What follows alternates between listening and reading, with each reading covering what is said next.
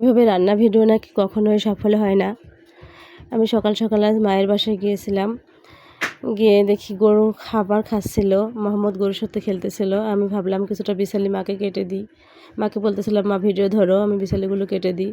তারপর বিছালিগুলো কেটে দিয়ে তো আমার বাড়িতে চলে আসলাম। এসে টিউবওয়েল পরে সব থালাবাটিগুলোকে বের করে নিলাম। নিয়ে এই যে পরিষ্কার করে নিচ্ছি আমি হলুদের গুঁড়া, তারপর ঝালের গুঁড়ার বয়াম, লবণের বয়াম, এগুলোই ওপর থেকে এগুলো পরিষ্কার করে নিই। 2-1 দিন পরে পরিষ্কার করি। যখন ফুরিয়ে যায় ভিতরটাও পরিষ্কার করে নিই। পরিষ্কার পরিচ্ছন্নতা সবসময়ই ভালো লাগে। তারপর ভিডিও শুরুতে যে কথাটি বলতেছিলাম, প্রতিনিয়তই গ্রামের মানুষের কাছে শুনি যেভাবে রান্নাবান্না ভিডিও দিয়ে কখনোই সফল হওয়া যায় না। কিন্তু কি আর করা, কী করব বলুন? নিজে থেকে কিছু করতে চাই। আমি তো বাইরেও এমন বেশি যাই না, ঘোরাঘুরি ভিডিও দিতে পারি না, নিজের ফেসও দেখাতে চাই না। এগুলো ছাড়া তো আমার কিছুই করার নেই। আমি চেষ্টা করি, পরিশ্রম করি, সফলতা তারপর পরের বিষয় দেখি কি হয়, ধৈর্য ধরে। তারপরে যে কেটে ধুয়ে আলুগুলোকে ধুয়ে পরিষ্কার করে প্রসেসিং করে তৈরি করে রেখে দিলাম। তারপর মাছগুলোকে ভেজে নিচ্ছিলাম। আমাদের মতো মেয়ে বউদের স্বাদ থাকলেও অনেক কিছু স্বার্থ থাকে না।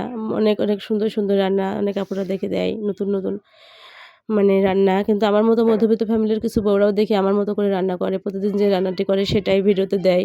সেসব আপুদের দেখে আমি উৎসাহ পাই যে এভাবে রান্নাবান্না ভিডিও দিয়েও তারা ইনকাম করছে। যেরকম সাহারা আপুকে দেখি, এভাবে রান্নাবান্না প্রতিদিনের রান্নাবান্না ভিডিও দেয়। নতুন কোনো রান্না সেভাবে দেখায় না, প্রতিদিনের রান্নাই দেখায়। তাই আমি একটু আগ্রহ পাই যে এভাবে রান্নাবান্না দেওয়া যায়। তাই নিজের মনে জোর থেকে ধৈর্য নিয়ে আমি আমার এই ভিডিওগুলোকে বানাই। ইফতারির আর বেশি দেরি নেই, তাই আমি আগাভাগে তাড়াতাড়ির সঙ্গে রুটিগুলোকে তৈরি করে নিয়েছিলাম। রুটি ছাড়া আমাদের ইফতারি জমেই না। বেগুনি তৈরি করে নিয়েছিলাম। এরপর চলে আসলাম তরকারি রান্না করার জন্য। তরকারিটা একটু চুলায় দিয়ে আসরের নামাজও শেষ করা যায়। তারপর কিছুটা সময় পাওয়া যায়, কিন্তু বেগুনি, রুটি এগুলো তৈরি করতে বেশ সময় লাগে। তারপরে তো আমি রান্নাবান্না সেরে নিচ্ছিলাম আর ভাবতেছিলাম যে মেয়েদের জীবনটা এরকম, আমাদের মতো সাধারণ মেয়েদের জীবন আরও বেশি কঠিন। নিজে চাইলেই কিছু করতে পারি না। তারপর যখন দেখলাম ফেসবুকে অনেক আপুরা এভাবে আমাদের মতো করে রান্নাবান্না করে, পেজে কাজ করে, তাদের দেখে আমার আগ্রহটা আরও বাড়লো। আর নিজের মনের ইচ্ছা শক্তি তো অনেক বেশি প্রবল ছিল, তাই আসতে পেরেছি। পরিশ্রমও করছি আজ কয়েক মাস যাবৎ।